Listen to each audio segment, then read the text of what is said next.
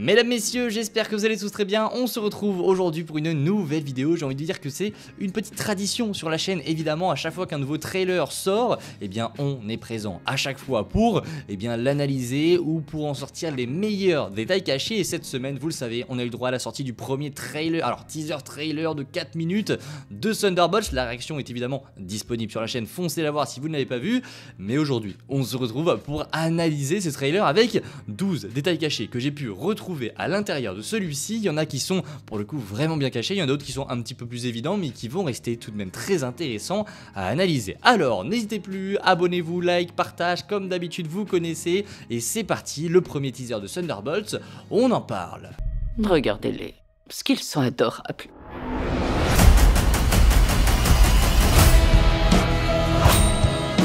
Et je vous propose de commencer avec le premier détail caché, puisqu'en effet, au tout début du trailer, on a tout simplement Yelena Belova qui frappe à la porte de son père adoptif, qui n'est autre que le Red Guardian, et à ce moment-là, on voit quand il est en train de se préparer, un verre avec un logo, n'importe quoi, avec le drapeau des États-Unis en fond, et si on connaît un petit peu Red Guardian, c'est un petit peu étrange, en effet, parce que le personnage est tout simplement russe. Alors pourquoi est-ce qu'Alexei posséderait un verre comme ça avec le drapeau des États-Unis? Eh bien, c'est peut-être un indice sur l'histoire que va suivre le personnage de Red Guardian. En effet, on voit que c'est un petit peu le bordel, et je suppose avec ce verre que l'on voit en fond qu'en fait Alexei vit une vie un petit peu secrète d'après-guerre aux États-Unis, et que pour ne pas se faire cramer, il a mis un espèce de verre des États-Unis pour faire semblant que lui,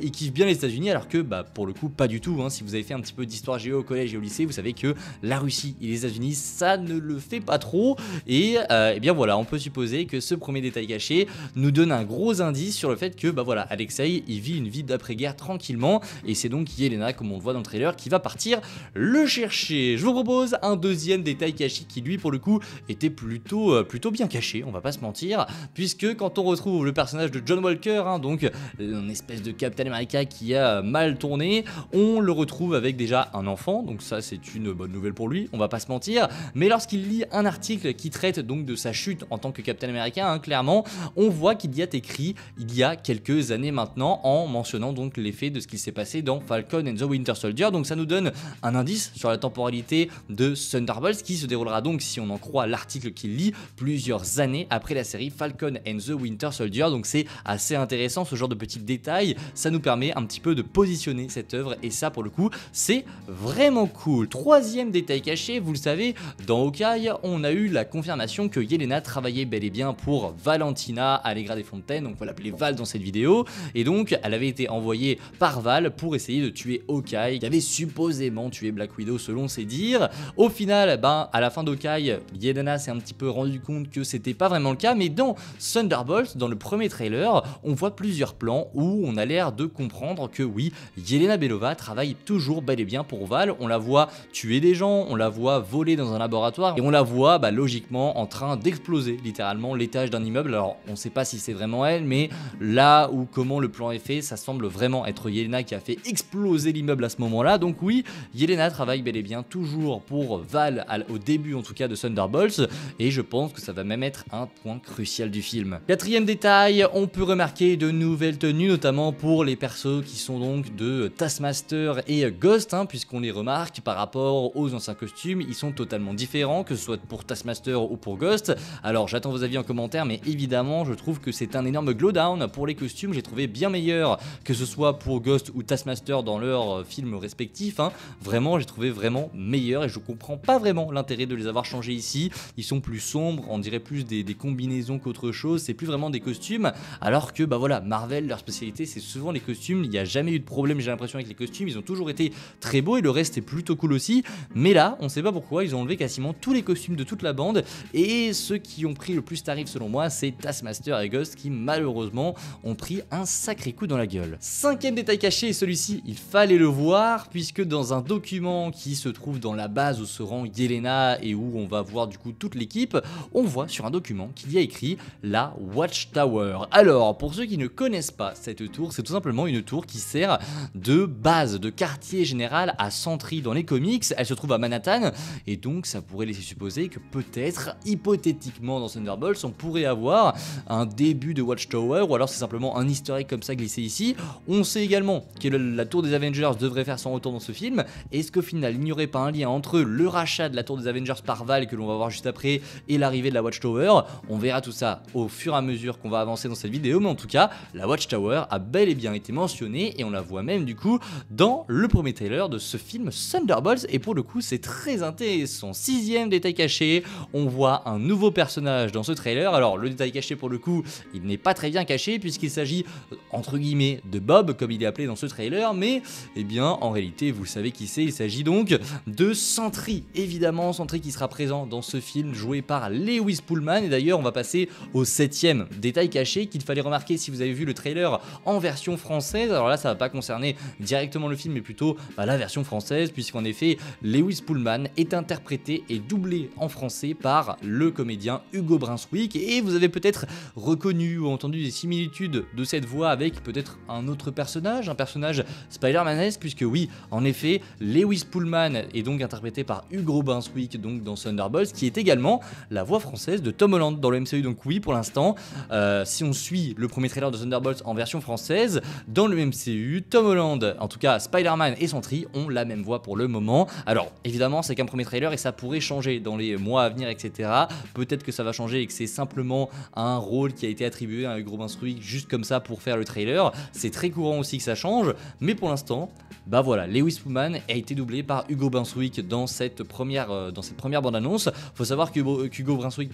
il a déjà doublé Lewis Pullman, on l'a notamment déjà vu dernièrement dans Top Gun Maverick, et c'était déjà Hugo Brunswick qui le doublait. Donc à voir, est-ce que Sentry et Spider-Man auront la même voix en version française? Et bien pour le découvrir, réponse évidemment en avril 2025. En 8ème easter eggs, on peut apercevoir une salle assez étrange où l'on voit en l'occurrence le sceptre de Loki ou encore des affiches avec écrit en honneur de la bataille pour New York, et on voit sur ce même lieu qu'on peut retrouver Bucky et le personnage de Val. Alors ici c'est assez compliqué, déjà le détail caché c'est évidemment le sceptre de Loki qu'il fallait remarquer. Alors évidemment je pense que vous avez tous vu, mais là si on laisse vraiment libre cours à l'interprétation et à la théorie, je pense personnellement qu'ici il s'agit d'une vente aux enchères de la part de Valentina à l'égard des Fontaines, puisque on suppose très fortement, il y a eu des rumeurs que Val en fait rachetait la tour des Avengers dans Thunderbolts, et je pense en fait qu'elle va tout simplement mettre en vente tous les objets qui restaient de cette tour des Avengers, et peut-être que le sceptre de Loki était donc présent encore dans cette tour et que pour le coup elle va organiser une énorme vente aux enchères de tout ce qui reste dans cette tour, et c'est pour ça qu'elle serait présente ici et qu'on a plein d'artefacts, parce qu'on voit qu'il y a le sceptre de Loki et que derrière il y a d'autres petits espèces d'objets, je ne sais pas ce que c'est, j'ai pas réussi à les identifier pour le coup, mais ça pourrait être une vente aux enchères. J'attends évidemment vos avis en commentaire. En 9ème détail caché, eh bien on a tout simplement l'espèce de bataille que l'on va retrouver à un moment dans le film. Alors j'ai essayé de déterminer un petit peu où est-ce que ça se trouve, et si vous voulez mon avis après analyse, il s'agit d'une bataille à New York. On les voit se battre sur plusieurs plans, c'est assez intéressant, et c'est vrai que au niveau de la colorimétrie des images, déjà c'est très similaire sur les images qu'on voit au sol, mais il y a un moment donné où ils se retrouvent tous dans une tour et on voit que la colorimétrie dehors est la même. Donc je pense qu'ici ça se passe au même endroit et que là où ils sont dans cette tour, c'est tout simplement à New York, dans la tour des Avengers, et ça va nous amener au 11e détail caché, puisqu'à un moment donné dans le trailer, on voit l'équipe des Thunderbolts sortir d'un ascenseur, et à ce moment-là, on se demande où est-ce qu'ils sont. Ils sont dans une tour, on voit Val, et oui, vous l'avez compris, d'après tout ce que je vous spécule depuis le début de cette vidéo, je pense qu'en effet, cette tour ici que l'on voit, il s'agit de la tour des Avengers, que l'on n'avait plus vu depuis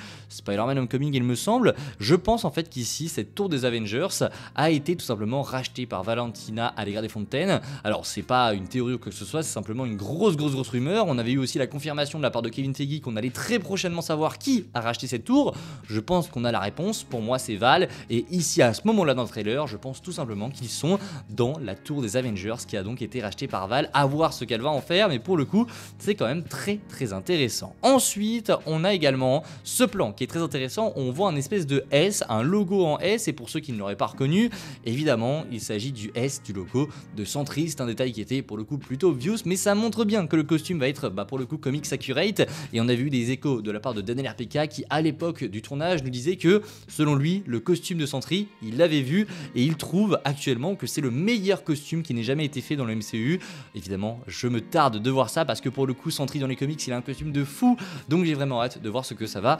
donner. Enfin pour terminer on a